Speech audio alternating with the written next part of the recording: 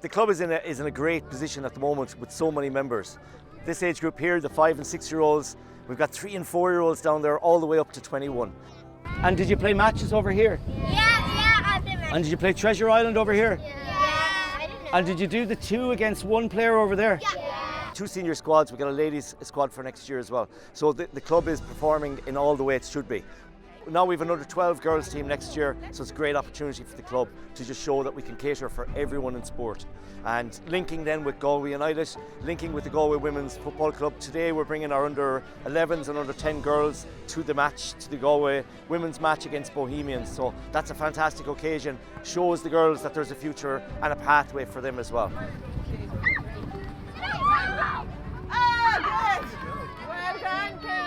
It's very different to when I played soccer in school, so there was no club when I played soccer in school, so we went to the school, and in fairness they gave us a coach and set us up with some matches, but we didn't have the level of coaching that I see today, which is amazing. It is really great to see the thought leadership going into the club, the coaching levels growing in the club, and even just the level of support for each age group we have for the girls teams especially. So I've heard so much about everybody in this team.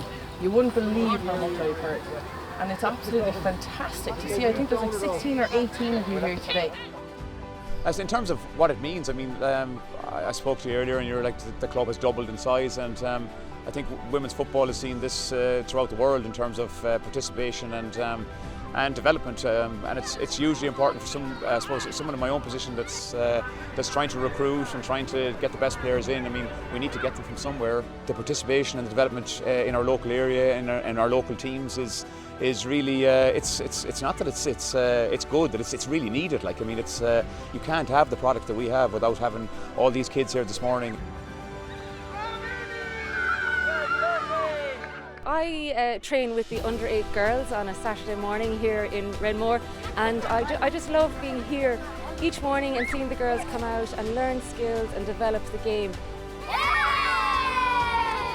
They really are a fantastic group of girls, and I love to see them to learn and to enjoy and be with their friends, and just the experience they have here in Renmore. It's just wonderful.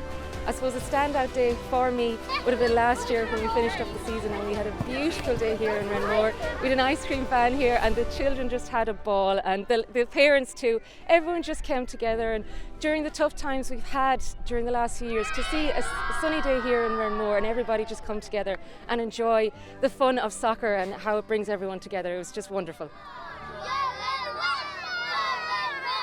We have great girls teams at all of the younger levels, so for the future I'd love to see that grow into the all of the older age groups, so we'll have girls teams and women's teams at every level in the club. This is better. Good woman, Julian! We have very mixed abilities. We have women from 20s, 30s, 40s, 50s coming every single Thursday. And again, like everything, we have weeks where we have huge numbers, and we have weeks where, you know, obviously weather and the year that we've had, it's been amazing, and it's kept growing and it's kept growing and it's kept growing. There's been many different aspects to it. We've even had a game, which we had a game out in Kiltola, which again, well, I had no expectations of how we'd perform. We had assumed it was going to be a social ladies team like ourselves. They were actually a Premier Division team. We gave it as much as we could that night. The girls were fantastic. We had so much fun, and that's what I hope to see for the future, that we may not have a team to enter this September, but going forward, yes we do. We will have one. We're going to hopefully have a blitz here in the next couple of months as well with just the ladies, again, so that the girls and boys in the community can see, you know, we're doing it, we're able, and why not, and support the ladies in the community. And from that, lots of the ladies, and we've encouraged them, have become coaches and want to become coaches at academy level, which I think is a great bonus. I'm going to go now. Chin, you're Ma and McKee. Can Donche, she's a goal, she's a goal. August on cool Donche, Galway, she'll cool, maybe Tastel, good, don't. Well, doesn't the F.A.I, we've worked very hard on that over the last number of years to build the foundations first off, but to create a clear pathway as well for the children, the girls in particular. So you have your strong grassroots clubs, girls then can progress into your national league and then into your international. What we need for that though is we need our role models as well, and we're very lucky in Galway, we have a lot of local role models. So be it our National League club that are here, and you have international players from Julianne Russell right down to the younger players involved, and even our local development officer, Emer Flatley. She was a previous international and a lot of experience in the game, but the girls should be looking up to people like that and aspire to be the best they can be as well.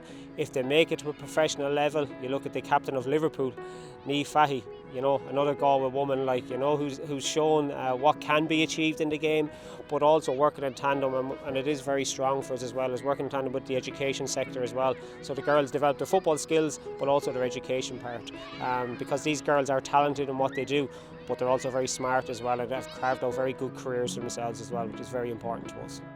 I'd always be quite proud of what Renmore has done for underage soccer, for ladies soccer. Just, it's so proud. You see the Ireland ladies team qualifying for the World Cup. The thought that potentially we may have somebody on that team one day, that's not just a dream. That's a reality now. Seeing what has been put into the club, what's there now. It's not a dream. That's most likely something that would happen, which wouldn't have even been thought of when we were standing out there 15 years ago in the cold with 3 young girls thinking, where do we go from here? It's a reality now, and that's something huge. A lot of us were playing for other clubs within the city, successful teams and also very successful school teams. We were all going to the same school, mostly to the Bish. We always thought, well, wouldn't it be great if we had our own team? Why are you playing with West or you playing with Review? Why aren't we hang around together, we get the same bus every morning, we should be playing under our own banner. So that was a driving force to get the club going as well. There was a lot of talent in Renmore at the time. Bernard Shapiro is a legendary figure within the club. He was obviously the founder of the club. Bernard's an important figure in Galway because he was also one of the founders of the Order of Malta. A particularly standout moment was when we went up to the Áras in 2013. That was important because President Michael D. Higgins used to live in Renmore, and he actually coached in the club, and Bernard coached Michael's children. And so we were able to bring our president up to meet the president of the country, and the two presidents had a great day together.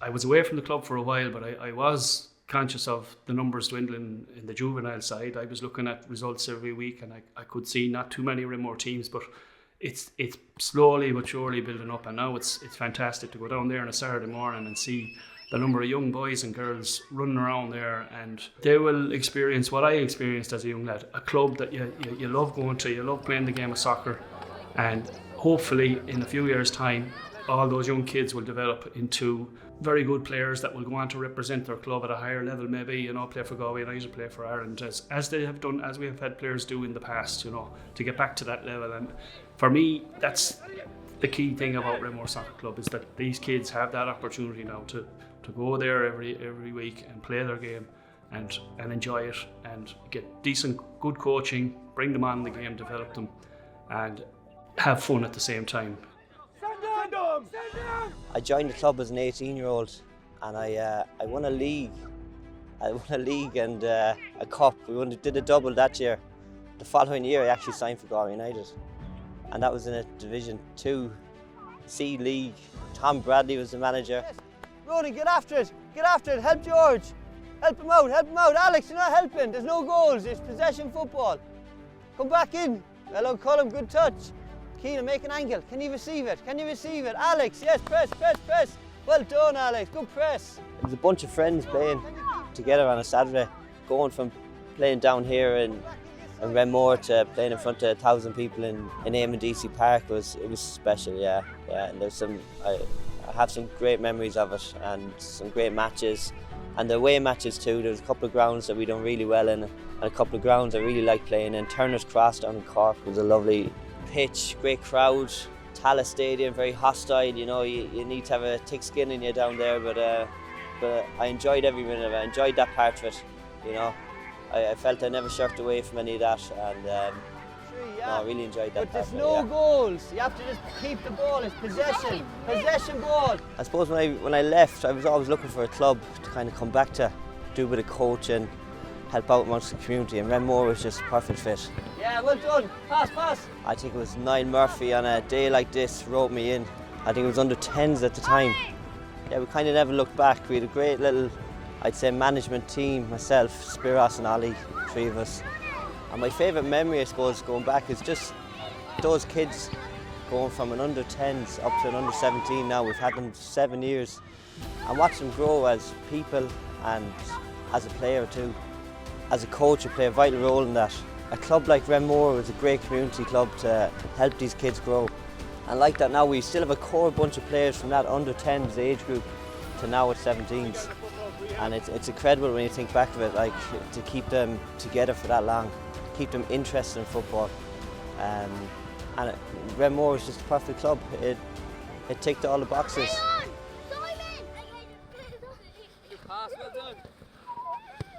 I played for Renmore back in the 1980s. So I'm one of the last remaining players that's in Bernard Shapiro's old notebook. So I wonder what he has said about me there. I came back to Renmore maybe 13 years ago to a completely different club.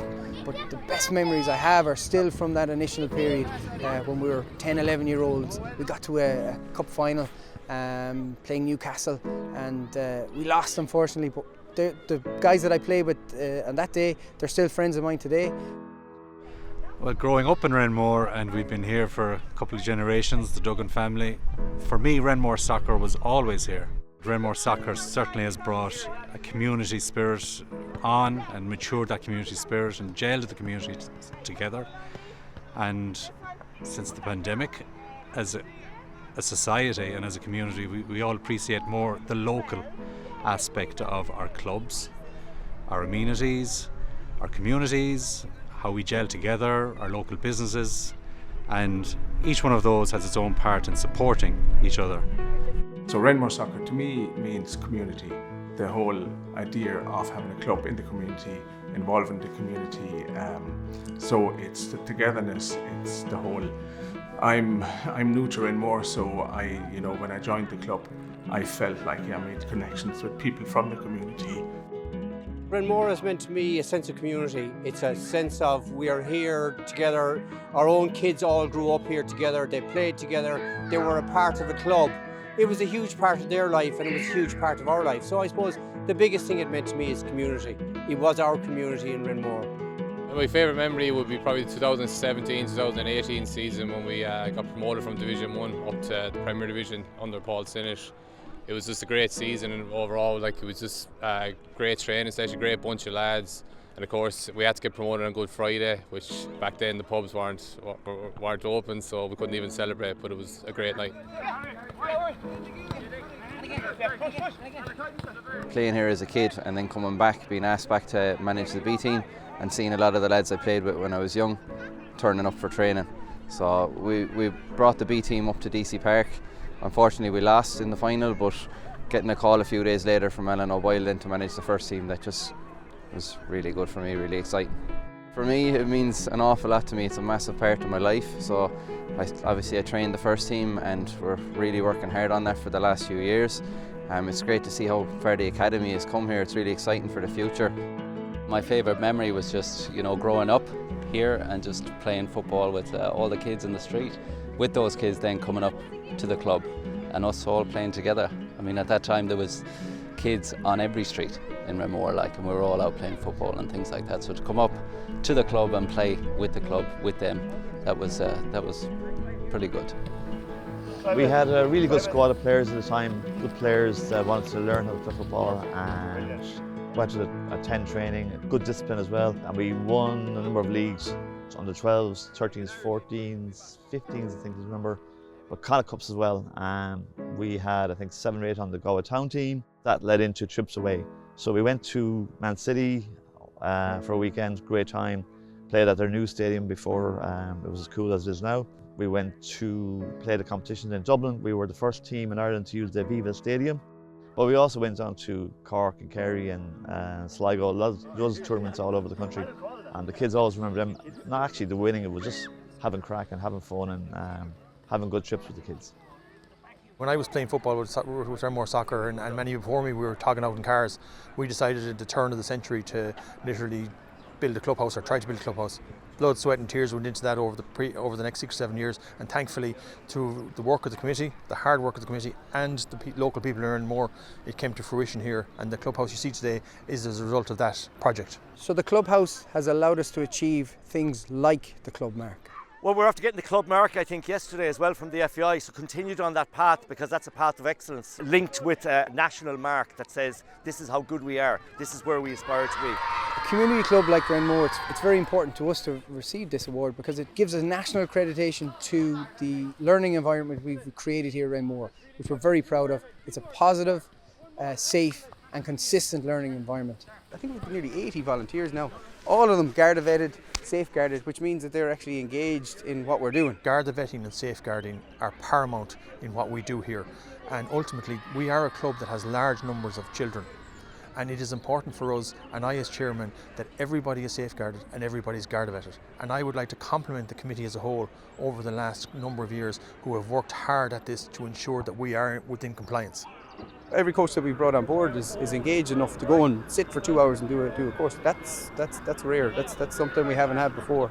And I think it's just because we're showing what we're doing here. This is great crack. Saturday mornings. Where else would you want to be like? If you get 20 under 6s or 20 under 7s or 20 under 8s in your academy, the whole idea is keeping it fun, bringing them through the whole club. If you bring them through the whole club, then you get the investments, the clubs, the pitches come. Seeing that kid play when he's 18, 20, 21, 25, down the line, he's fit, he's young and healthy, that's what you want. You don't want them coming through and fading away, because you want to, if you're investing them at a young age, when you see them at 18, 25, you know you've done your job. I have one girl on my team, and I was reffing a game, and she was absolutely incredible. She scored 3 goals, and she came up to me and said, "Dave, I scored 3 goals." And I said, "I know you did." But it's just she needed to express that and let the whole world know that she had scored 3 goals. So it's lovely to see kids just suddenly come alive, and especially when you see kids who in training, you know, you wonder, do they have that love of football? Do they have that real desire? And then in a match, suddenly it switches on, and they're the best moments when you see kids just driving that little bit, you know, biting for the ball.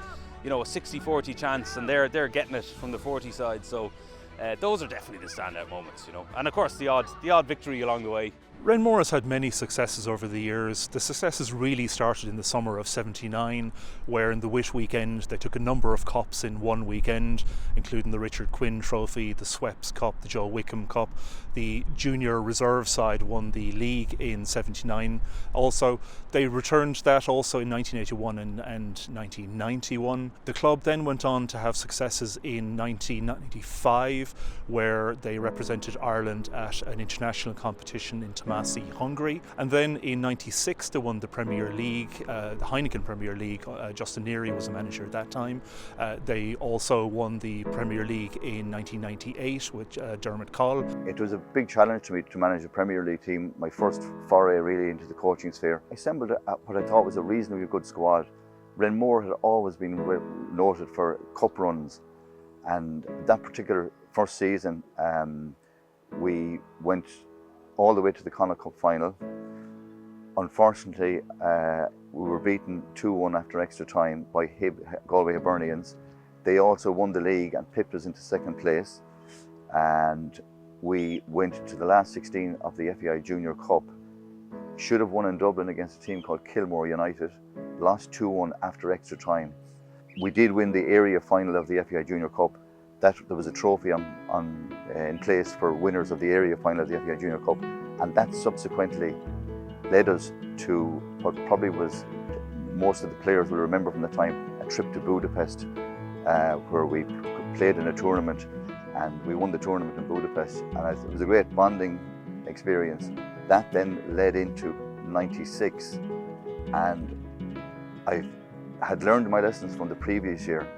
The first 5 games in the junior season were played over the first 2 weeks of the season, and I thought if we can get 15 maximum points, we have a third of our season practically in the bag, and that's exactly what we did. Probably 2 or 3 points separating ourselves and Hibs again, and the second last match was against Crescent United. All we needed was a point to win the league. They came to visit us here in Renmore, and with a minute to go, Ollie Keogh scored a screamer of a free kick. We lost the game 1-0. But later that afternoon, word came from the far side of town that Hibs had drawn a match with Old Ground, who were a team based over in Chantala, and that meant the final game the following weekend, it was all to play for. We needed a point, they needed to win. And the game itself, I've never in all my life seen as many people at a game in Renmore. The avenue, Renmore Avenue, was flooded with cars. The pitch was completely surrounded. The interest was that keen. And Hibs went into a 2-0 lead, and I thought it was gone. But I knew there was a resilience in the squad, and they wouldn't let it go that lightly. We practiced set pieces all that year. Noel Graney came up with the first goal to bring us a goal back. He was my vice captain, and it was left to the captain, John Welsh, with about a minute to go to score the equalising goal. And then we were tortured with 9 minutes of injury time by referee Pat Barry. No disrespect to Pat. I think there was huge elation when the final whistle blew and Renmore captured their first Premier League title. So in the 2000s then we saw success really starting to come probably around 2007, 2008. The under-18 league was won. Peter Power, Terry Lee did well there. And then probably from 2010 through to about 2014, the under-14s and under-16 sides did very well, taking league and Connacht Cup doubles a number of times. Dennis Mulligan and Terry O'Regan had done particularly well then. And then we saw in 2017, 2018, our junior squad got promoted from Division 1 up to the Premier League, and then in 2019 our under-16 squad won their Division 1 and the Connacht Cup in the same league as well. Another double success for the club. So in terms of the future, I always talk about the 3 Fs: football, facilities and finance. So in terms of football, I'd like to see the level of coaching be raised a new level. I know there's really good qualified coaches in the club, but can we get coaches to UEFA B, UEFA A that can direct football from there on? Facilities, I think the AstroTurf pitch is key. We're struggling with weather in this country every year, and we have to go hiring Astros all around the place. You know, can we get an Astro built on site, and hopefully with lights as well, so you can use that from 9 o'clock in the morning to 9 o'clock at night at no cost. You know, we're paying a lot of money for Astro hire. Yeah, I would describe the clubhouse as maybe as phase 1. Phase 2 now is going to be an AstroTurf. Galway City Council are the primary project leaders on that. We expect that to go to construction in the first quarter of 2024. We're pivotal to that. We're working with a local school beside us here, Skull Katrina, and we will be the 2 primary tenants of that facility. It will also be open to the Renmore community as a whole to use as well. So we have a subcommittee set up in the club that's driving that project along with Galway City Council, and as I said, we expect that to be completed sometime in 2024. To do all these things that you have in mind, you need a lot of money, and I know we're getting grants maybe, but you know, you have to do the fundraising within the club yourself, and you know, to compete with the clubs that have those facilities around the town. A lot of money has to be raised. So the future, you know, is just to see all those young kids, that 250 kids coming down there to an academy, you know, to see those kids reach their full potential, develop as players and as young people as well. You know, in a club you learn life lessons as well. Grew up watching more teams winning premiers, cups, And later on, a really good memory was captain the 2017-2018 First Division team to get back up to the Premier. The first time in maybe 10 years since they were there. So it was very special times, very good memories, meeting some good people and playing with some good people. I was away for a few years, travelling and working, and always keeping an eye on things at home, how the club was going. They'd gone down a couple of divisions, and which was sad to see, but when I came back, I couldn't wait to reconnect with the club and get back in with the lads again. And we had a little bit of a roll for a few years, we had success, we got back up, and at the moment now we are at the cusp of getting back into the Premier again. And like, you can't beat the feeling of putting on that Renmore jersey and go down, giving it all for Renmore. It's what I always enjoyed when I was younger, and I still love them today.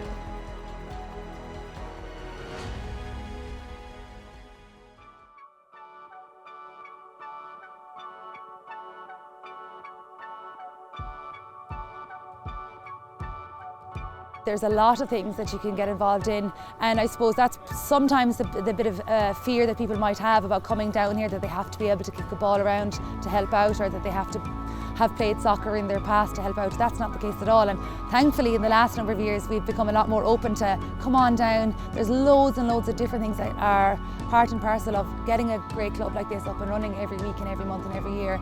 You know, we have a lot more people get involved in helping out with admin roles. We have a few people helping us out with doing our social media posting. We have a lady helping out with graphic design for our posters, etc. So there's lots of different things. We have a great committee there. They meet once a month, and again, even just getting involved in that, there's different roles that can happen, and every meeting brings something new that needs to be done every month or every week, and it's very easy. Just get down here, get involved, ask the question. Whatever your skill set may be, we can help, we can use it to help all of these kids grow and develop.